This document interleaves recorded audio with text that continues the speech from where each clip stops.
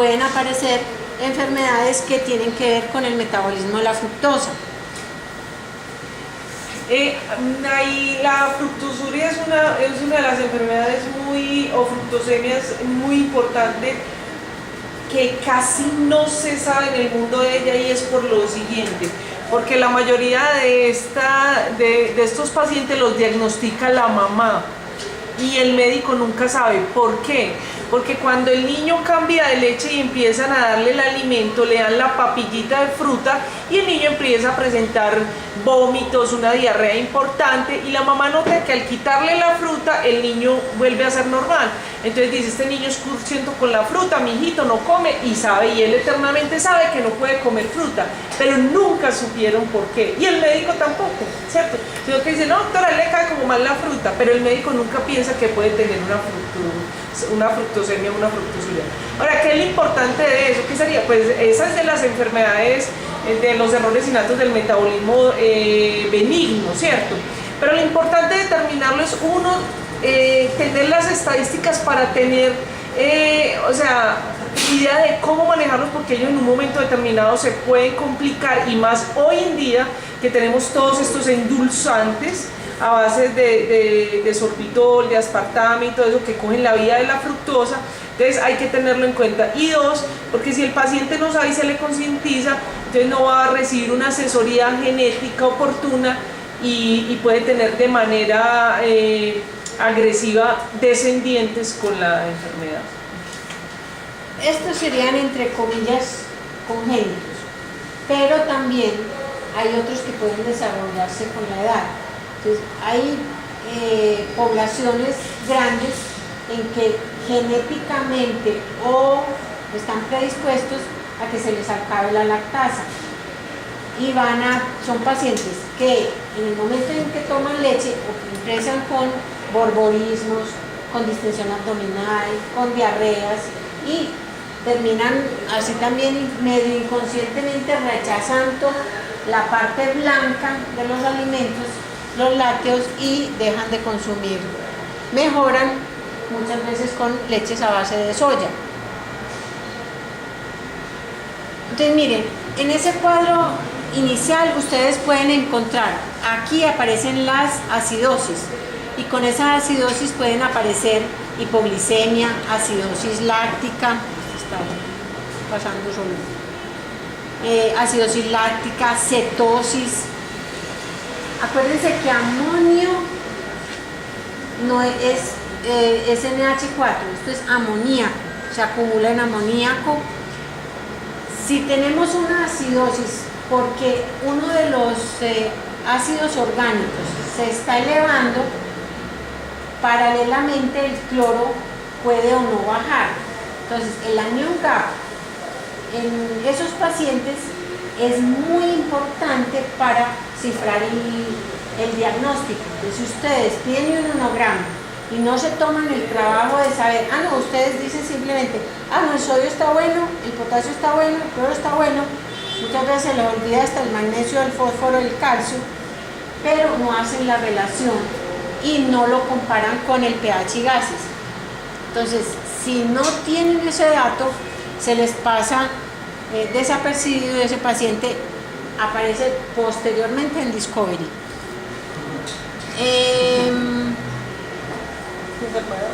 Las enfermedades, yo digo, de los que usualmente consultan a 20 médicos generales. No sé cómo es que llama el programa. Pasa por 20 médicos generales, el médico general le manda una manada de exámenes. Enigmas médicos. Eso. Y manda una manada de exámenes que no sabe interpretar, entonces finalmente alguien le para bolas, alguien piensa que al otro le puede ayudar, y ahí es cuando por fin le quitan o la tortícolis a la señora, o le encuentran la ramita rara del cerebelo, todas esas cosas. Entonces puede haber manifestarse por hiperamonemia, puede manifestarse por hipo o hiperglicemia, dependiendo de la vía donde esté alterado la cascada enzimática. Entonces ustedes van a encontrar trastornos neurológicos, especialmente los pacientes que tienen desarrollo lento. Si ustedes no se toman, digan que no, que es un aburridor el sexto semestre, y probablemente en IEPI salieron decepcionados, pero si no se toman el trabajo de hacer siquiera 4 preguntas. Si es un niño chiquito, ¿a qué edad sostuvo la cabeza? Abre las manos, tiene el pulgar incluido. Si es un niño mayorcito, ¿a qué edad se sentó? ¿A qué edad gateó? ¿A qué edad caminó? Miren que son 4 preguntas como mínimo que les puede ayudar a determinar en qué etapa del desarrollo se quedó. ¿A qué edad empezaron los disílabos? ¿Es capaz de pronunciar un verbo? ¿Tiene algún trastorno en la pronunciación o en la esquematización del lenguaje? Incluso llegó a una etapa del desarrollo y se estacionó o se está devolviendo, que es por ejemplo la adrenoleucodistrofias. Si ustedes no se toman el trabajo de preguntar esas mínimas preguntas, entonces se les quedó el diagnóstico y otro lo hará. Puede haber convulsiones y dependiendo de la etapa de la mielinización o de la etapa o el órgano que esté afectado, entonces van a ser homioclónicas o van a ser parciales. Rara vez son focales, pero sí las hay. Cuando es un trastorno generalizado del metabolismo, usualmente es bilateral. No quiere decir que si haya una hipoglicemia no se dañen ciertos núcleos y aparezcan trastornos focales, pero en toxicología y en metabolismo usualmente estos problemas son generalizados. Hay algunos que tienen problemas en los vasos. La homocistinuria, por ejemplo, puede favorecer las trombosis.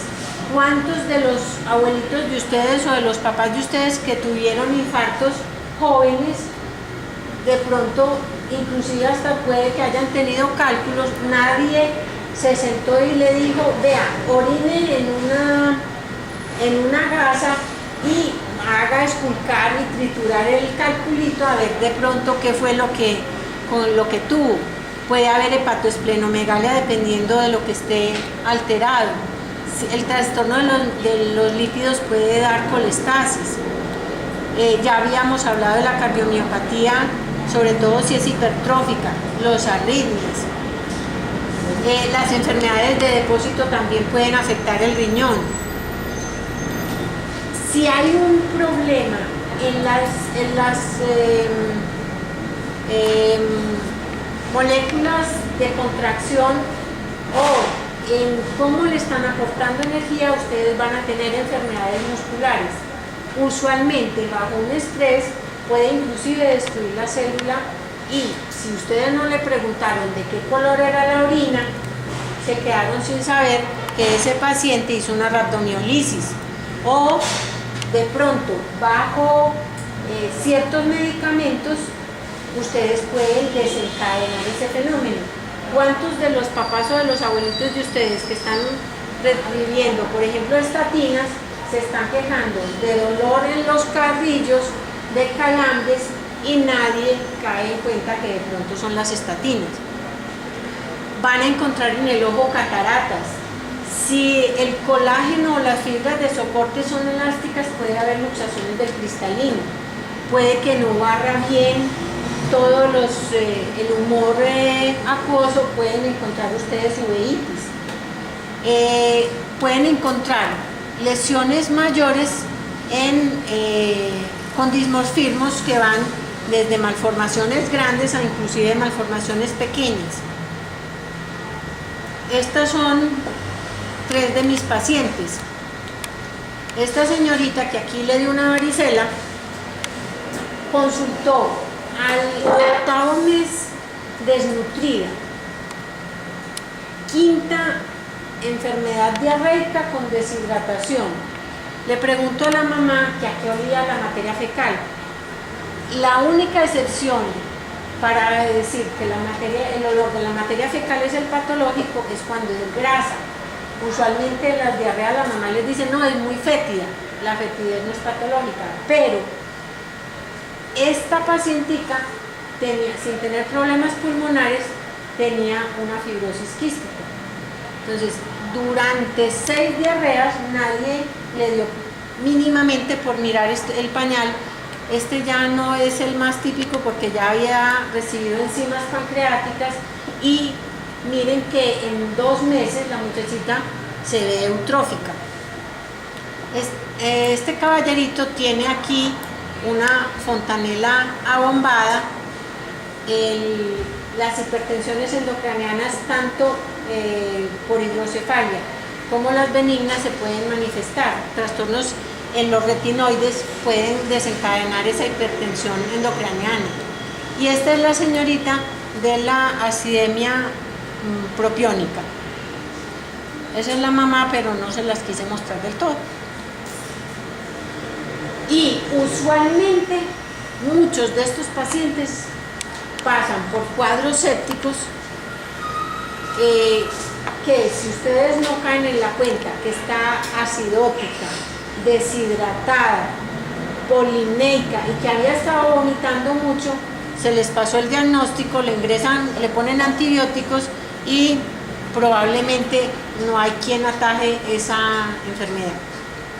Entonces, lo que dijo Natalia, pobre alimentación, anorexia o rechazo de alimentos, vómitos frecuentes, deshidratación, aparentes síndromes de dificultad respiratoria que no son muy claros en decir que tenía una neumonía, irritabilidad o lo contrario, letargia o coma, convulsiones que pueden aparecer usualmente al 5.º día de vida. En niños pequeños se manifiesta como mioclonias o inclusive apneas. Pueden encontrar niños grandes o pequeños para edad gestacional, pueden encontrar hipotonías o hipertonías, la fenilcetonuria en algunas por lo menos trastornos de la fenilalanina se pueden manifestar por hiperreflexia o hipertonía, o todo lo contrario, flacidez, no sostén cefálico, alteraciones en el sistema nervioso central. En general el hígado y el cerebro son los que más sufren, después la piel y los riñones y los ojos. Aquí es la descripción de algunos de los olores que ustedes van a encontrar. La acidemia glutárica huele a sudor de pies. La joquinsuria huele a piscina. La acidemia valérica huele también a sudor de pies. Hay una que es relativamente agradable, que es la orina a jarabe de arce, miel de maple. Los pancakes que ustedes se comen con Aunt Jemima huele a eso. Van a encontrar algunos que huelen a orina gato. Lo que tú dijiste, la fenilcetonuria huele a moho o a establo. Algunos huelen a pescado podrido, otros a repollo. Entonces el olor le puede ayudar a uno a hacer el diagnóstico. En algunas pacientes la tubulopatía se puede presentar y ojo, uno manda un citoquímico de orina y no se le ocurre mirar a ver qué es lo que está pasando. En IEPI yo les dije que la mayoría de las veces cetonurias sin glucosuria usualmente lo que quiere decir es hambre. Pero si es un niño que no pondera, que no tiene un crecimiento adecuado, que de pronto tiene unos dientecitos raros, puede que sea una tubulopatía perdedora de alguno de los iones. Y la mayoría de las veces le dicen, no, es que le dieron un antibiótico y por eso se le dañaron los dientes. No caen en esa cuenta.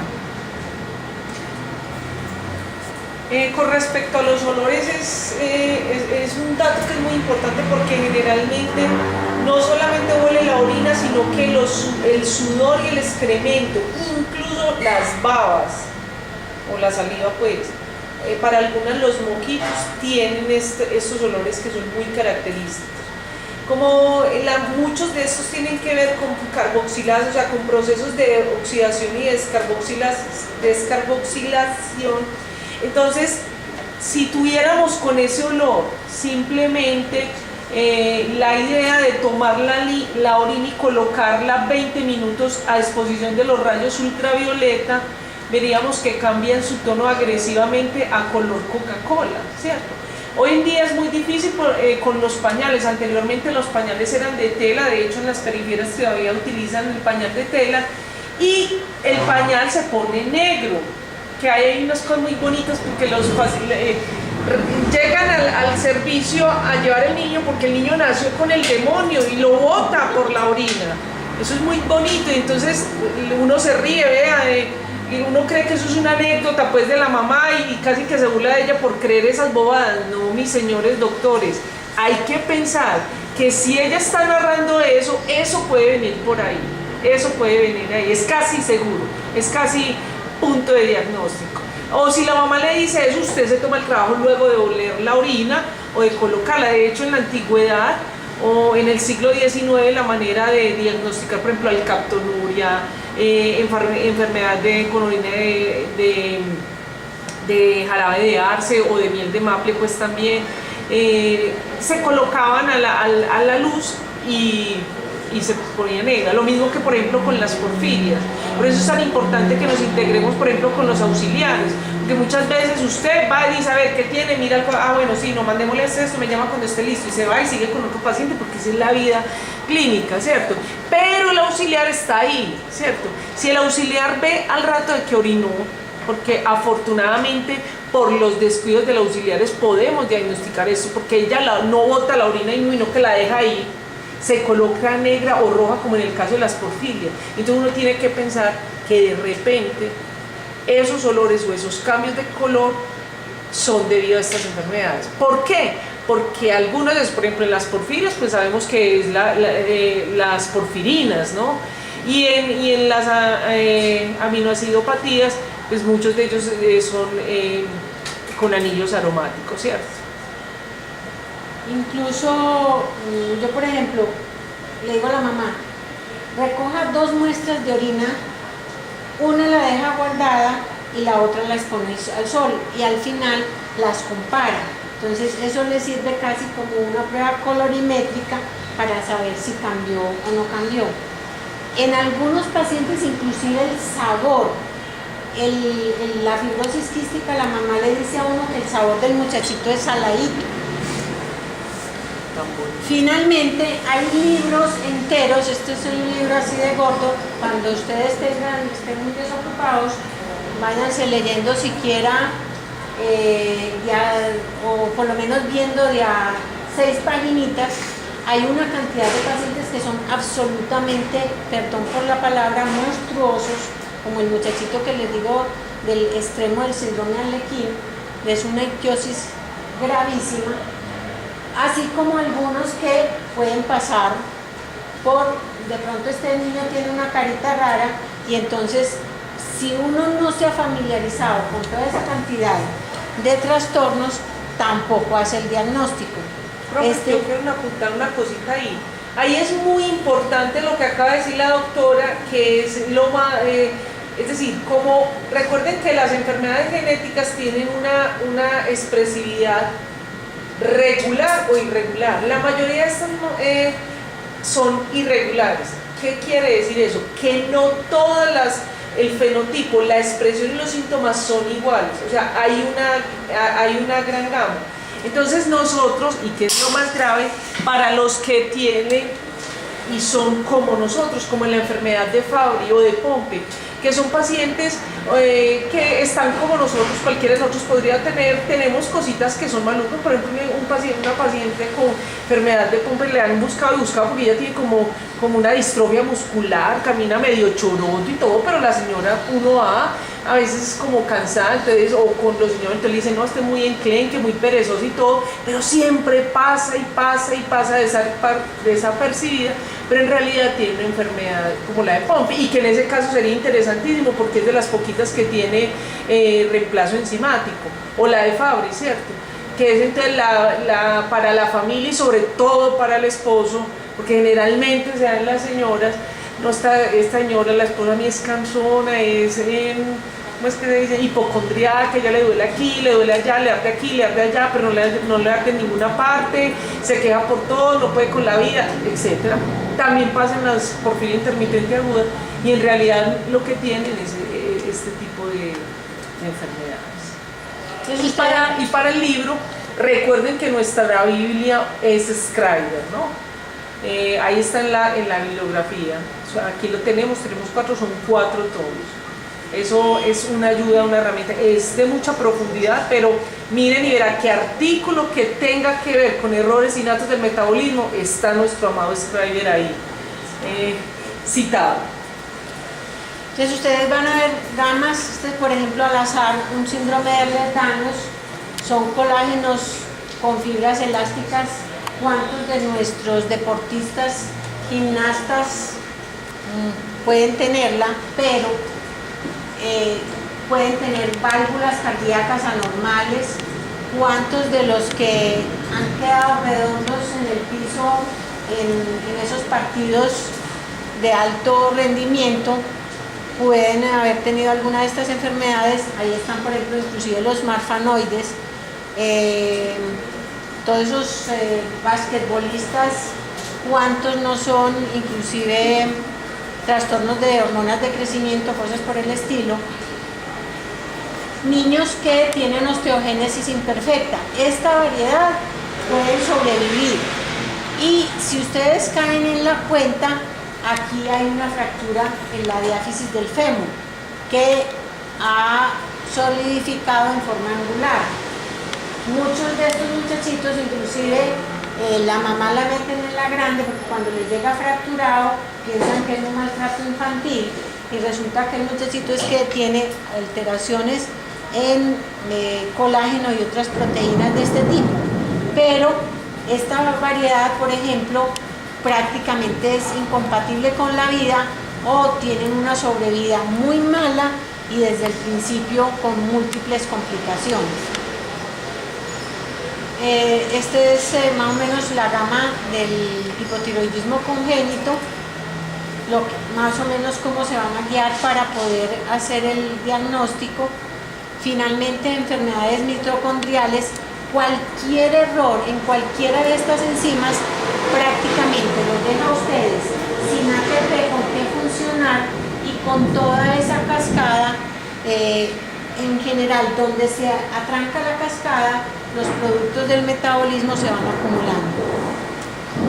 Otros pacientes empiezan a aparecer con problemas es en la niñez, puede ser insidioso, puede ser larvado, puede ser intermitente dependiendo de lo que esté pasando. Entonces muchas veces son estrés los que desencadenan el problema metabólico.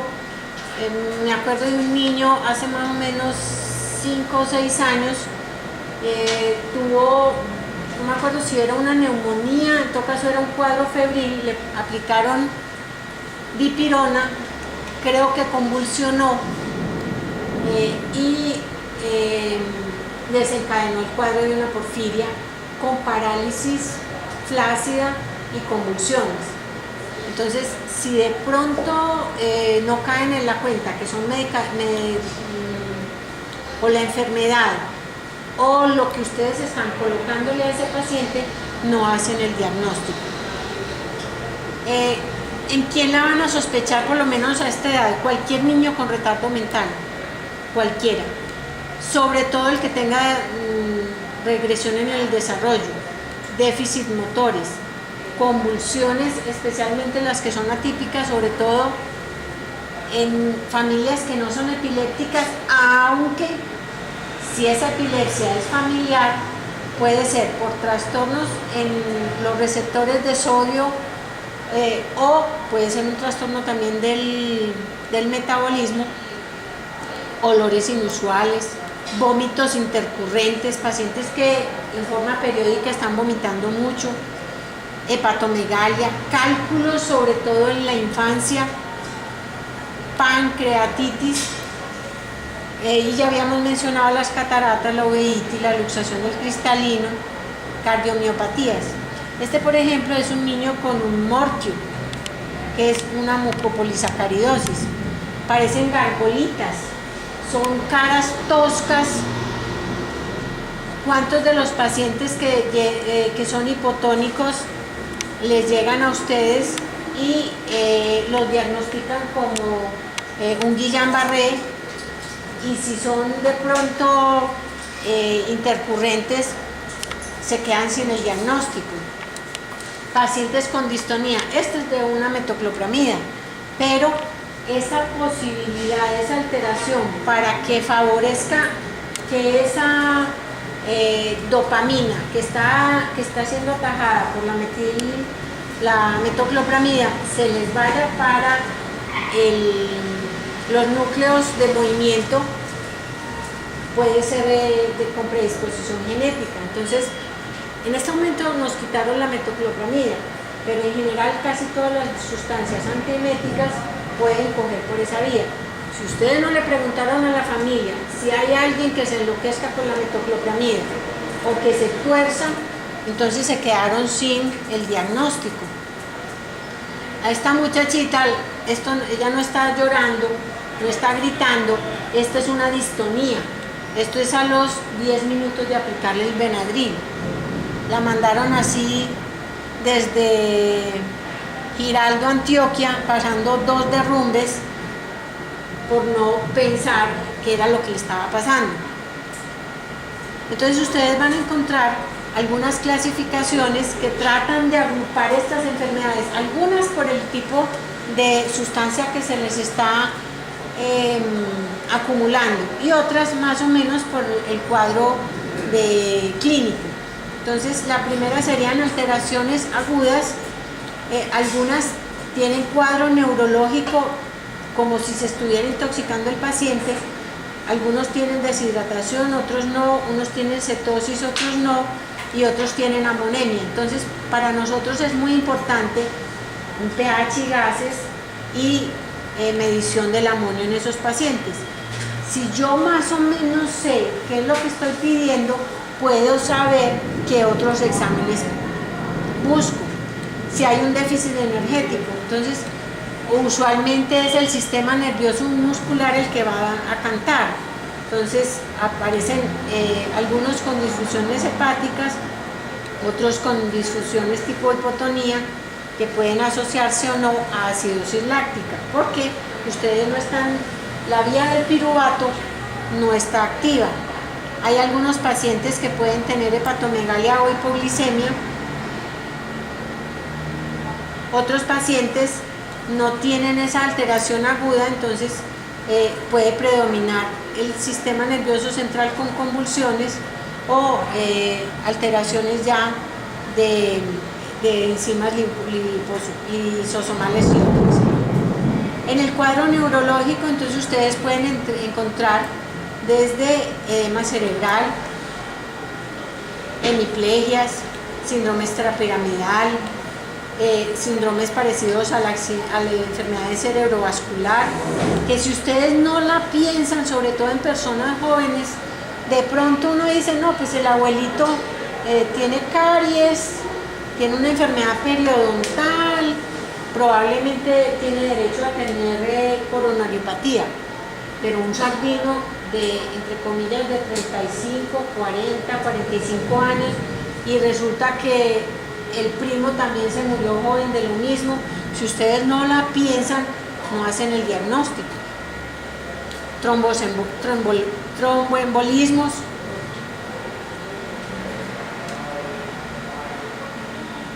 van a encontrar cuadros agudos, cuadros crónicos, cuadros agresivos progresivos, alteraciones que pueden ser desencadenadas por ciertos nutrientes, enfermedades intercurrentes. Algunos fármacos, sobre todo en la porfiria, pueden desencadenar esa cascada de las porfirinas.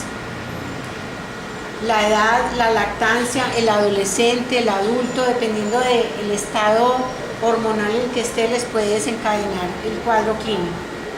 La acidosis, saber de qué tipo es, les puede ayudar también a orientar cómo va ese paciente.